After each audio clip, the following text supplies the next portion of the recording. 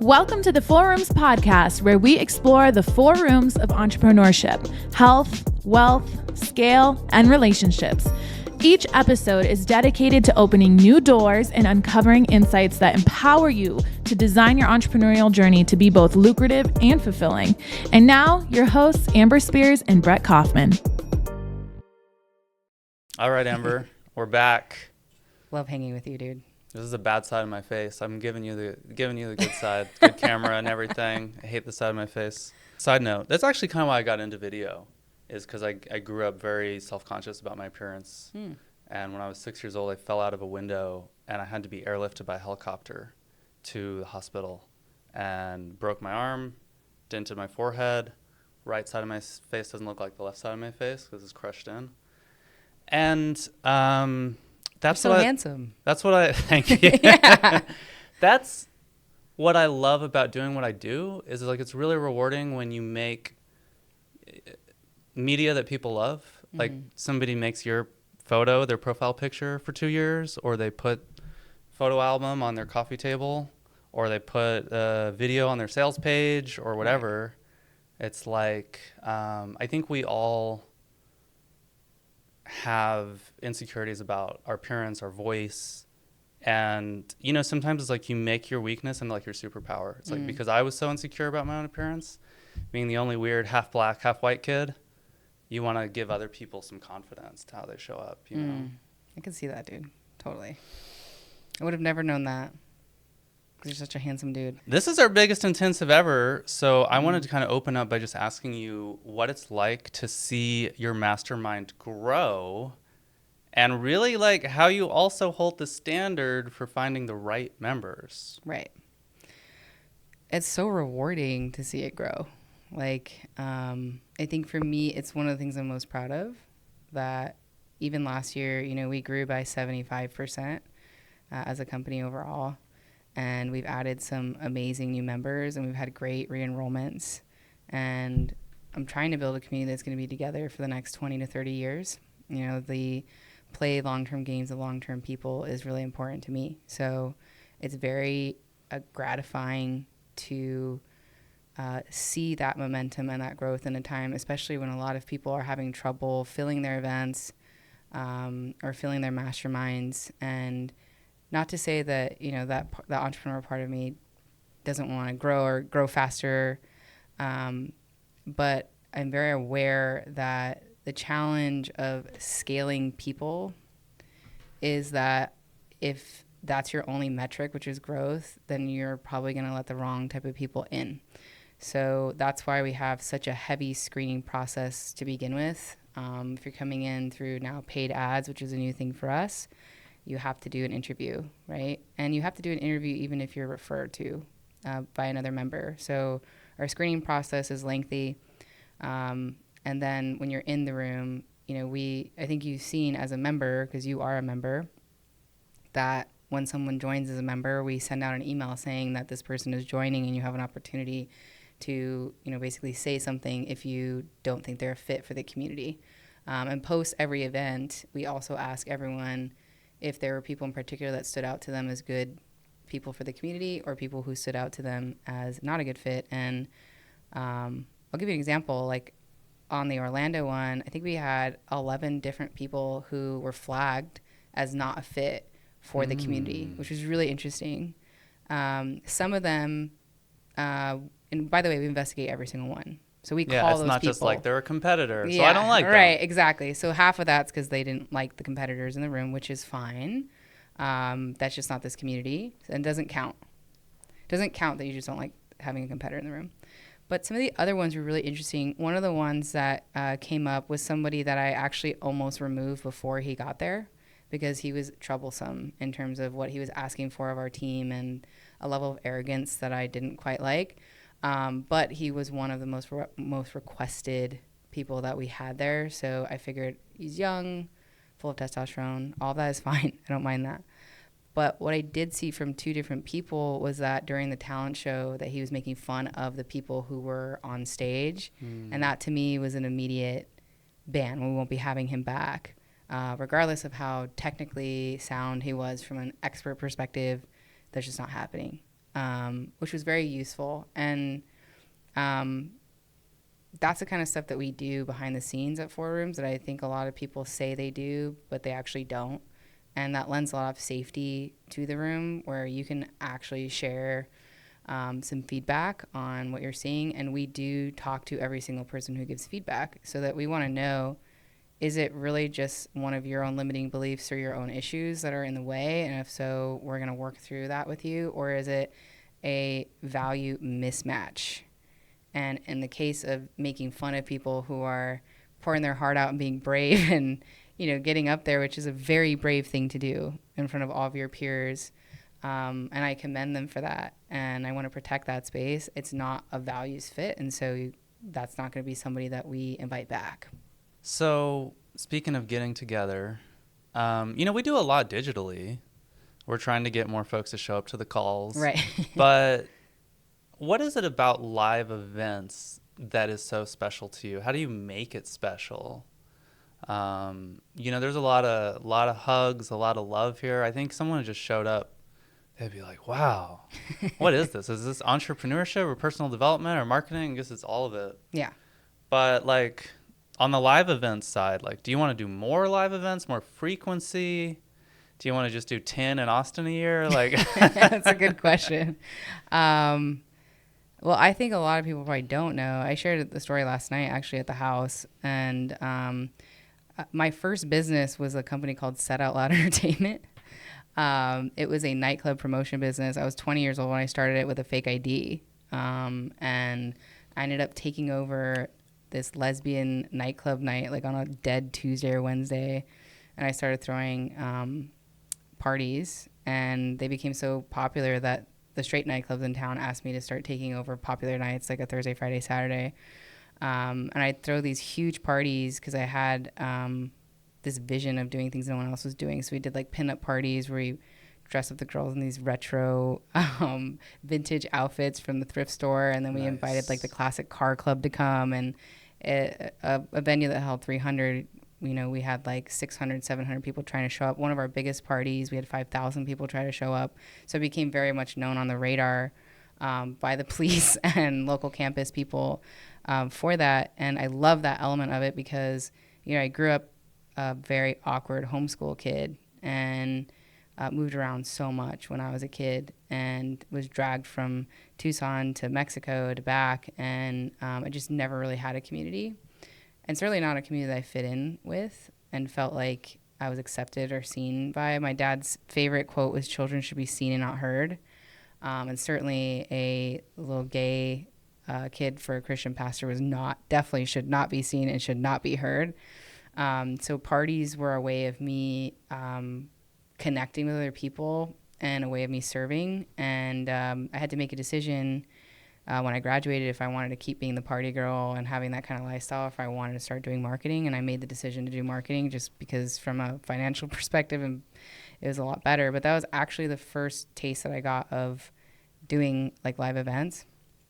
And I think people can tell that I love them. So a lot of people, it is true that a lot of events are unprofitable. It is true that they can be very hard. And you're doing it live, so things get messed up all the time. And you don't have the opportunity to just edit it out, right? Like you would on a course. So there's an element of, a little element of like danger, if you will, because, you mess it up. And when I look at Four Rooms right now, we have 3 events scheduled this year. That's 4 days, 3 days, right? So it's basically like 13 days that I have with people who are with me all year. And if I mess them up, I'm probably not going to have them back. So, for us, live events are so important because I could talk to you for 100 hours on a Zoom call, and it's not going to be anywhere near what it would be like for you and I to spend an entire day together. Like the energy that we exchange, the looks that we exchange, the laughs, like all of that does not happen like it does virtually. And I'm addicted to that connection because I didn't have that growing up. And, it's just a really interesting turn of events to see all the things that I've done to now culminate into like what I'm doing now. It's like, it's wild to see that. Speaking of danger and addiction and hustle, almost every entrepreneur I've met is kind of dealing with some stuff. Yeah. Right. And so on our last call, you reminded a member who's going through divorce, like, hey, man, like, we're here for you. Yeah. How have you been able to make this group support people on the emotional level? Because, you know, we had David up there talking about sex addiction, love addiction. I feel like entrepreneurs need like a constant stimulation. Like you're constantly reaching for more serotonin and dopamine, just like pulling this, you know, slot machine over and over again. Yeah, the real question is like, how does this group support people on the emotional stuff? I think first it's curating a group that has the capability to do that. That's one of the first things we screen for. I'll give you a great example. One of the guys who came in from a paid media lead, and that's one of the reasons we love referrals so much, because I think if you're a member, you understand the tempo and the cadence and the rhythm of who's in here, and high IQ, high EQ people tend to want to be around more people like that. So that is one part of why we love referrals. But someone came in from paid media, and his first request was, after he paid, great, now how are you going to edify me in the group? And I immediately told Brett, not a fit. We're going to refund the money immediately, because that is low EQ, and it's a symptom of someone who's a taker. And so that's part of the screening process, is you will see that there are very few low EQ people in here because we screen for that and because they self-select out. So that's first and foremost. And I think the second thing is creating an environment of safety. Like I think you saw one of our member calls, one of our members was very upset about somebody talking about a religious thing she did not like. And that's welcome. That is a policy here at Four Rooms. And I said it today, and I will keep saying it, which is, you know, every type of person is welcome here, no matter what your beliefs. Muslim, Christian, atheist, Jewish, vaccinated, not vaccinated, Democrat, Republican, Libertarian, all are welcome, as long as we can have respectful and kind conversations. And there's a lot of people who can have those conversations and not be kind and respectful. And so those people are not welcome in the group. And if they do happen to get in, they will self-select out or will be removed very quickly. And so that's the element of safety that when we say, I'm happy to support you through the divorce, not only do you have a peer group of people who really do have the capacity and the tools and the desire to support you through that, it's also, we take great pride in walking people through that, because, you know, things, no matter what, things are going to be challenging, whether it's in your business or your personal, and it's important for you to have a group of people that you can lean on in those times, and even better if they have a deep understanding of human emotion. If you're looking to get even more from the Four Rooms podcast, you don't want to miss our exclusive newsletter. This is your personal invitation to join a community of like-minded entrepreneurs who are all about balancing health, wealth, scale, and relationships. Each week, we're going to bring you additional insights, tips, early announcements, and other information that we just can't fit into this podcast episode. Plus, it's a great way to keep the conversation going and ensure you never miss a beat in your entrepreneurial journey. It's easy to subscribe. Just visit fourroomsmastermind.com, scroll to the bottom of the page, and enter your email. That's fourroomsmastermind.com, and just enter your email. We promise to keep things light, keep your inbox interesting, informative, and fun. Join the Four Rooms community today, and let's grow together. I wanted to pivot into a little bit of tactics and strategy stuff here while I got you. Remember, we filmed our podcast with Mr. Ryan Daniel Moran. Oh, yeah. And he usually asks the same question at the beginning of every interview, but I don't know if he asked you, and that is, Amber Spears, how do you make your money? And so I was really hoping you'd give me like affiliate marketing 101. What's happening in the affiliate marketing world? What advice would you give to people who are looking to grow in affiliate marketing? Just tell me a little bit about that. Yeah, so I think affiliate marketing at its core is a transfer of trust.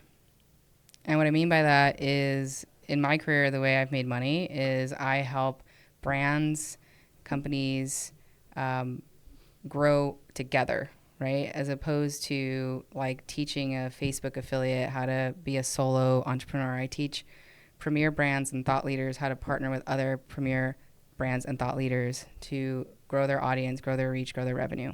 So in that, I think the affiliate marketing 101 is, why does it work?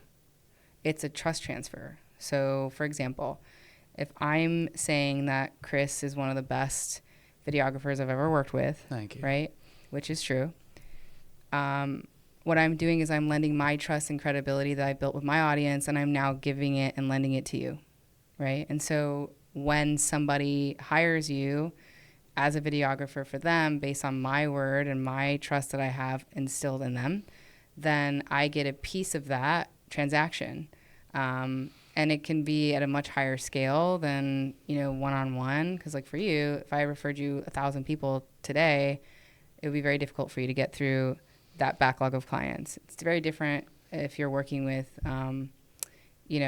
like a supplement company, right, that can pump out a bunch of units overnight. So for me, what I look at in partnerships is stripping it back is, do we serve a similar avatar? And it can be very misleading, right? I'll give you a good example.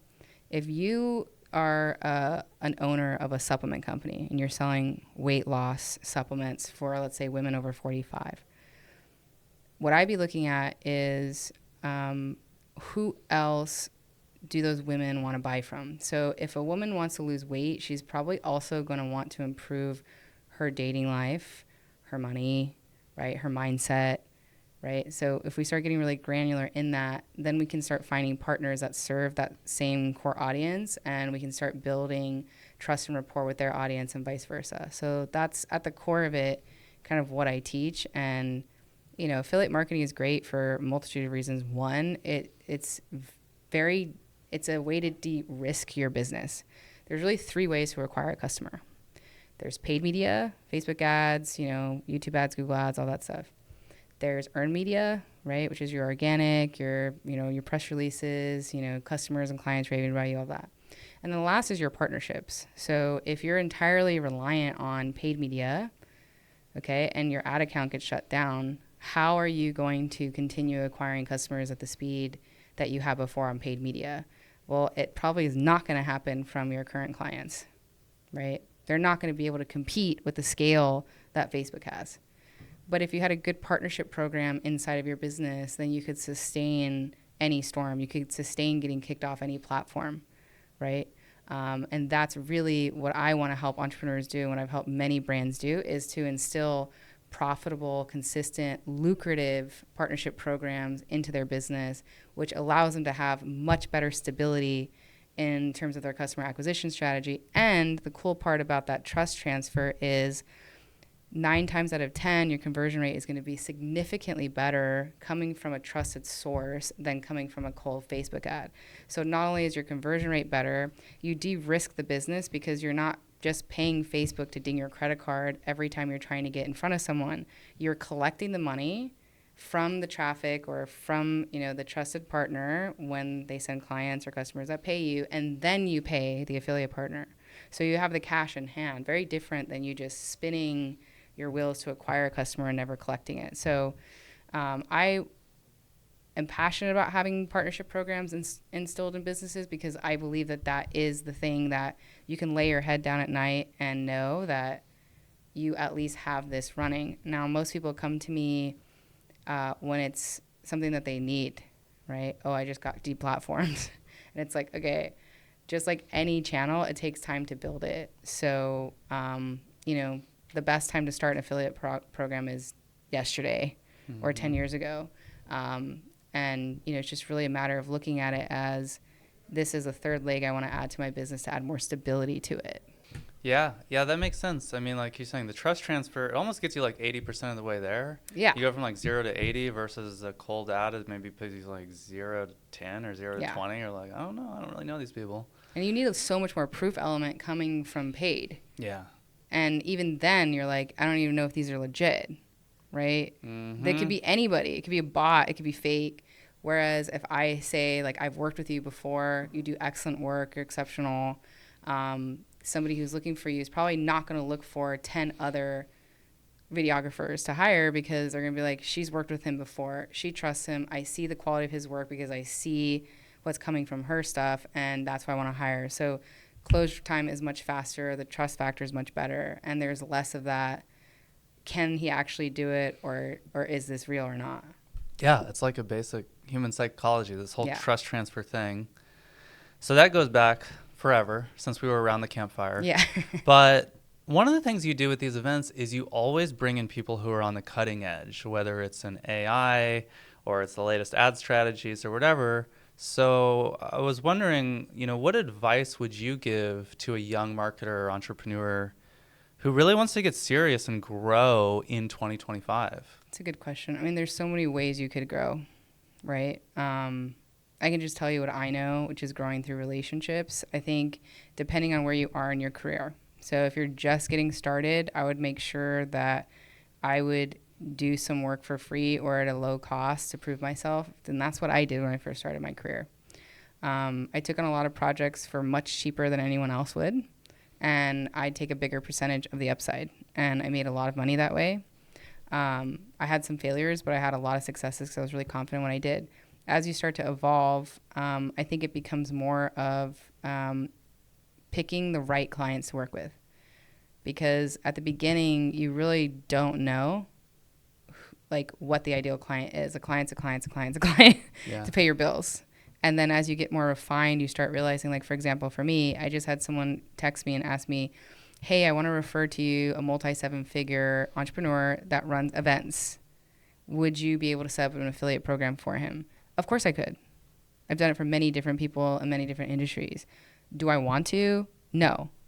Do I, is that something that I think that I'm the best person to serve him? No. If it was a physical product owner, a health offer, a potion, a pill, wearable, yes, I have 20,000 hours plus of work helping them scale, and I have a very big interest in health. If it's a financial offer, if it's a business opportunity offer, I have a lot of experience in that, and I like that. But that comes with time, and that comes with reps. So I think, when you're talking about growing, for me, I'm always going to look to grow through people. So I look at things through the lens of the who, not really the how. Other people who are really good at marketing might look at just like doing more paid ads, right? So I think it just depends on like your skill set and where you are in business right now. But again, for me, the lens is always people. So that's what I'm going to look through. Yeah, yeah. And, we get a lot of health. We get a lot of personal development in here. We were talking before we could start rolling about kind of like the purpose of Four Rooms, what it's all about. I wanted to ask you, what is, I think, the legacy you want to leave behind in this group when it's all said and done? You talked about, hey, hopefully we'll still be friends 20, 30 years from now. But this is a bit like morbid, but it's like, let's say you're at the end of your life. I mean, you're looking back on this group. What is the legacy you want to leave behind with Four Rooms? The people felt like they found a home. Like I never felt like I had that growing up, not even in my own home. And that is my hope, that you found a home, a place where people see you, appreciate you, recognize your gifts, that your absence is deeply felt. And it's not just another thing where I paid money to be on it, and if I left, no one would notice. That, like, even like Jeff and Michelle Sands aren't here. I text them today when I found out that they weren't coming because I deeply feel their absence, and I know so many people in this community do as well. And that's the type of community I want to build. And when I look back on my life, I hope that I see, people at my funeral that, when I'm a spirit, I'm a ghost, then I look out and I see many of the lives that I've impacted, that they've shown up, and that we show up in that way for each other. That if someone's going through a divorce or a death or what have you, that we're there. If someone has a baby, a record-breaking month, they buy a Lambo, that we celebrate and that we actually feel truly happy for them, and that we have a spirit of collaboration and not competition. And that is one of the reasons why I don't know if this will scale beyond, hundreds. I don't know if it'll be hundreds and hundreds of people. Because to me, I think the core is probably always going to be 150, maybe 200 core committed members, because that's really, even from a scientific perspective, the size of a group that you can actually form real bonds with. And that's what I'm most concerned with when it comes to this, is that it's an actual community where you feel like you're at home. Yeah. Thank you for sharing that. That's Yeah. I think you're doing that. Yeah, I feel like I we think are. people are feeling that. I mean, Dr. Michelle told me she'd be here for a day, and I'm looking around and I'm like, where is she? Yeah. I gave her some pointers on launching a podcast, Yeah. Thank you for that. and our producer's telling me we got to wrap this up here. Okay. So, one last question I just want to ask you about is you've talked about how you don't silence or what's the word, like censor Uh-huh. people. Yeah. And I've actually seen a lot of groups that do. Yeah. And, I don't know. People talk about political and racial diversity, but more importantly is like I see a diversity of thought. Yeah. And that's probably the most impressive thing to me. But for you, like, you keep bringing this up on our calls in the Yeah. Facebook group. So why is that diversity of thought so important to you? Because I don't want to live in a silo. I don't. I think it's very dangerous. I think it's very dangerous to have one type of thinking. I grew up with a father who was probably closest to like a fundamentalist Baptist preacher, where the men made the decisions. Jesus was scary. God was scary. You had to, be a certain way, do a certain thing. And I just found that to be incredibly stifling and also incredibly boring. Um, I have a big appetite for diversity of thought and opinions. I like to look at things and think about, am I right in this belief or not? And put myself into other people's shoes. And so if we don't have that, and if we don't encourage that in the group, if we don't advocate for people speaking up what they really think, if we don't foster that, I think we really miss out on really having a strong group, because we all have blind spots. We all have strongly held beliefs, but some of these beliefs don't serve us. And some of these beliefs are wrong, right? Yeah. Some of them are just Yeah. wrong. They're not accurate about ourselves, about other people. And it's only if we foster an environment where we can have these sort of discussions and that other people's thoughts and opinions are welcome that I think we actually start to get closer to the truth. And I actually think that we are more alike than we are different. Regardless of our race, regardless of our gender, regardless of everything, I think we all want to be more peaceful and more prosperous. We want our children to be healthy. We want to feel safe. We want to feel seen. And the extremes that we're pulled into by the media or, by politics or all these things, like, they're actually not true a lot of times. The truth is usually found somewhere in the middle. And I think when we start pulling this back, we start realizing, even one of my favorite things that happened in Orlando was when Cody Jefferson, good old boy from Tulsa, Oklahoma, got into a conversation about abortions and ectopic pregnancy with Molly Whoa. from California, Whoa. right? And that was it could have been a very heated conversation. And what ended up happening is that the two of them walked away from that, and a whole group of people were watching.